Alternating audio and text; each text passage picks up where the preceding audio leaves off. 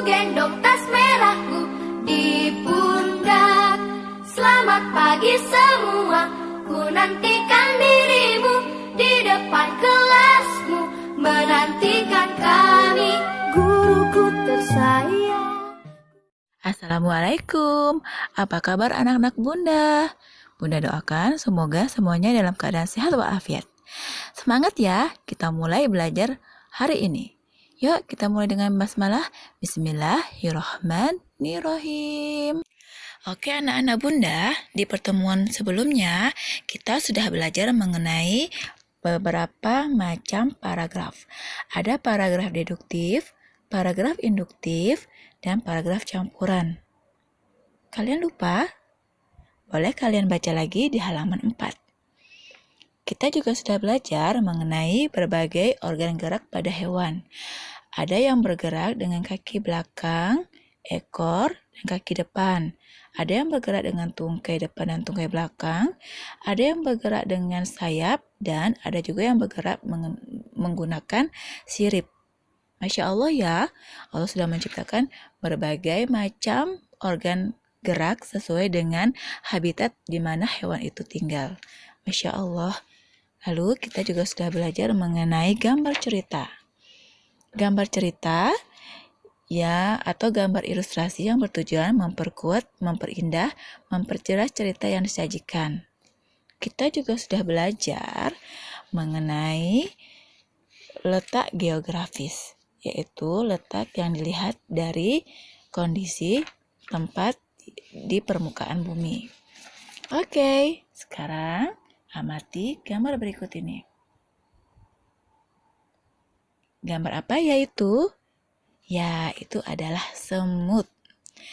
Semut adalah hewan sosial, hewan yang sukanya bekerja sama dan tolong-menolong. Makanya kita sering melihat semut itu bersama-sama dalam satu rombongan. Coba deh perhatiin, kalau seekor semut menemukan makanan, misalnya dia menemukan sebutir gula, maka semut itu akan memanggil teman-temannya untuk memakannya bersama-sama. Nah, manusia pun seperti itu.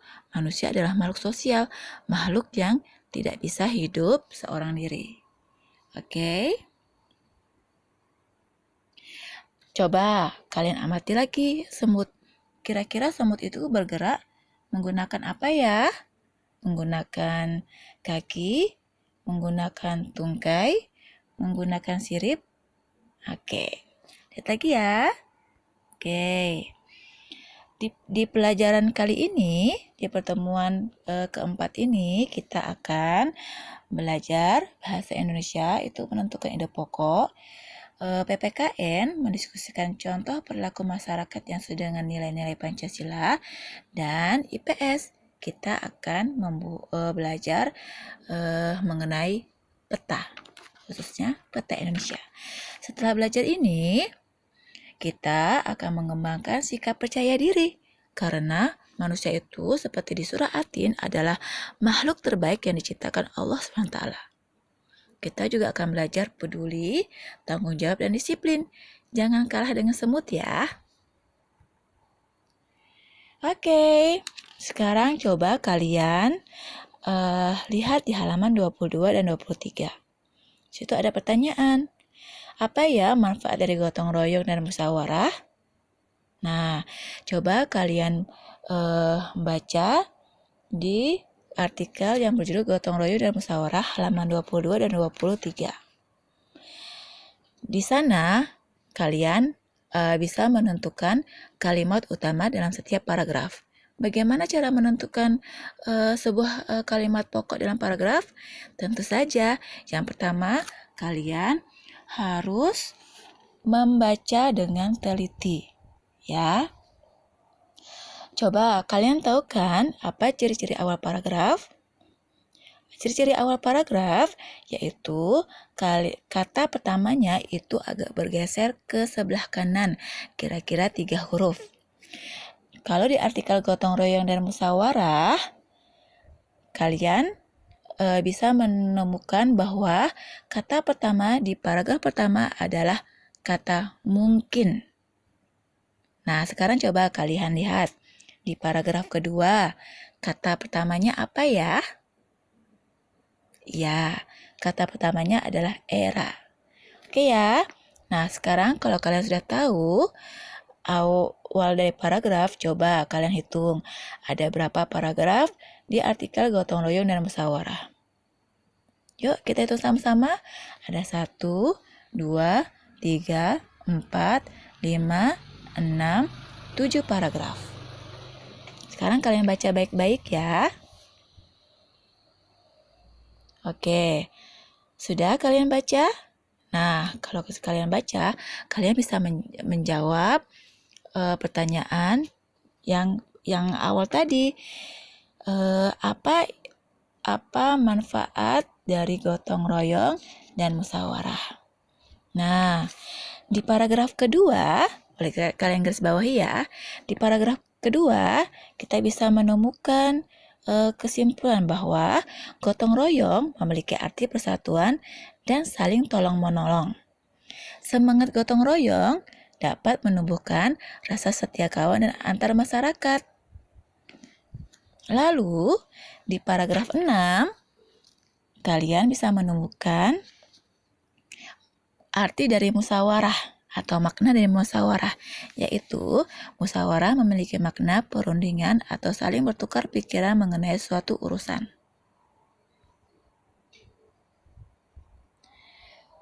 Oke, musyawarah berupaya untuk menyelesaikan masalah berdasarkan kehendak orang banyak.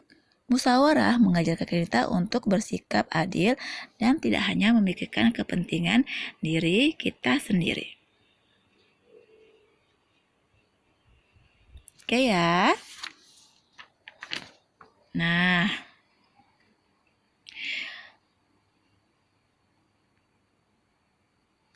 sekarang sesuai dengan bacaan itu, gotong royong dan musyawarah, kita bisa tahu ya tadi ya, seperti yang Bunda katakan tadi.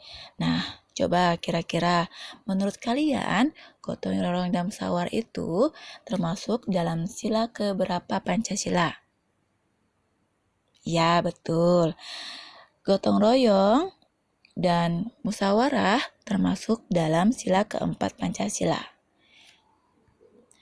Pancasila yang artinya 5 sila itu yang pertama ketuhanan yang Maha Esa, kemanusiaan yang beradab, persatuan Indonesia, kerakyatan yang dipimpin oleh hikmah kebijaksanaan dalam musyawarah, perwakilan, serta keadilan sosial bagi seluruh rakyat Indonesia. Para pendiri bangsa kita sudah menentukan secara bermusyawarah bahwa Pancasila memiliki fungsi dalam kehidupan masyarakat, yaitu fungsi ideologi, fungsi dasar negara, fungsi pandangan hidup bangsa, dan fungsi kepribadian bangsa. Oke, kita bahas satu-satu ya. Fungsi Pancasila sebagai ideologi negara, maksudnya, Pancasila mempersatukan bangsa, memelihara dan mengukuhkan persatuan dan kesatuan Indonesia. Fungsi Pancasila sebagai dasar negara, maksudnya Pancasila adalah sumber dari segala sumber hukum. Fungsi Pancasila sebagai pandangan hidup bangsa, artinya Pancasila digunakan sebagai petunjuk di berbagai kehidupan bangsa. Ya, karena di Pancasila juga ada ketuhanan yang Maha Esa. Jadi kalau misalnya sebagai seorang Muslim, Pancasila itu menuntut kita untuk melaksanakan sholat 5 waktu, karena itu adalah kewajiban bagi seorang Muslim. Lalu fungsi Pancasila sebagai kepribadian bangsa itu maksudnya memberi ciri khas dan corak bangsa yang membedakan dengan bangsa lain. Misalnya tadi ciri khas kita itu adalah suka bergotong royong dalam musyawarah. Ya, itu adalah kepribadian bangsa yang berbeda dengan bangsa lainnya. Mengingat kita adalah bangsa yang bangsa Indonesia yang beragam, memiliki kebudayaan yang sangat beragam, karena negara kita adalah negara kepulauan terbesar. Nah, kalian pernahkah melihat peta Indonesia? Kalian tahu? Nah, peta Indonesia itu terdiri, kalau kalian lihat di peta itu, Indonesia terdiri dari berbagai macam pulau. Kira-kira ada kurang lebih 17.000 pulau di Indonesia, baik pulau besar maupun pulau kecil. Kalau kalian lihat peta Indonesia, ada beberapa pulau besar, misalnya Pulau Kalimantan, Pulau Sumatera, Pulau Sulawesi, Pulau Jawa, dan Pulau Papua. Nah, kita ada di pulau apa ya? Iya, betul, kita ada di Pulau Sumatera. Nah, kalian tahu nggak peta itu apa? Peta merupakan gambaran atau lukisan permukaan bumi dalam bentuk datar. Peta biasanya dibuat dalam skala tertentu. Dari peta, kita dapat mengetahui letak suatu tempat, jarak, ketinggian suatu daerah, penyebaran sumber daya alam yang terdapat di suatu daerah, serta pembagian waktu. Kalau di Indonesia, ada 3 pembagian waktu besar, yaitu waktu Indonesia Barat, waktu Indonesia Tengah, dan waktu Indonesia Timur. Kalian tahu nggak kalau Palembang itu termasuk ke dalam pembagian waktu apa? Iya, betul, dalam pembagian waktu Indonesia Barat. Oke ya, anak-anak Bunda, hari ini kita sudah belajar memahami cara menentukan ide pokok dalam satu bacaan. Bagaimana cara menentukan ide pokok dalam satu bacaan? Yang pertama harus kita lakukan adalah membaca bacaan itu dengan cermat dan teliti. Lalu kita tentukan kalimat utama suatu paragraf yang terdapat di awal paragraf, akhir paragraf, atau di awal dan akhir paragraf. Dari kalimat utama itu, kita bisa menentukan ide pokok suatu paragraf. Lalu, kita sudah mendiskusikan juga perilaku masyarakat yang sesuai dengan nilai-nilai Pancasila. Contohnya seperti gotong royong dan musyawarah yang sesuai dengan sila keempat Pancasila. Kerakyatan yang dipimpin oleh hikmat kebijaksanaan dalam permusyawaratan perwakilan. Kita juga sudah belajar membuat peta. Jadi, hal-hal yang harus diperhatikan dalam sebuah peta, misalnya skala, kita juga bisa mengetahui letak suatu tempat, jarak ketinggian suatu daerah, penyebaran sumber daya yang terdapat di suatu daerah, pembagian waktu, luas daerah suatu pulau, ibu kota yang terdapat di suatu pulau, nama samudra, selat, teluk, pantai dalam pulau tersebut, nama-nama pegunungan atau nama sungai atau danau. Nah, apa hal menarik yang sudah kalian pelajari hari ini?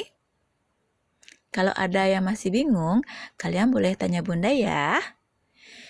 Oke, mari kita tutup pelajaran hari ini dengan mengucapkan hamdalah, alhamdulillah, luar biasa, Allahu Akbar. Dan jangan lupa membaca doa penutup majelis. Baiklah, mohon maaf kalau Bunda ada salah. Kebenaran hanya milik Allah. Bunda tutup. Wassalamualaikum warahmatullahi wabarakatuh.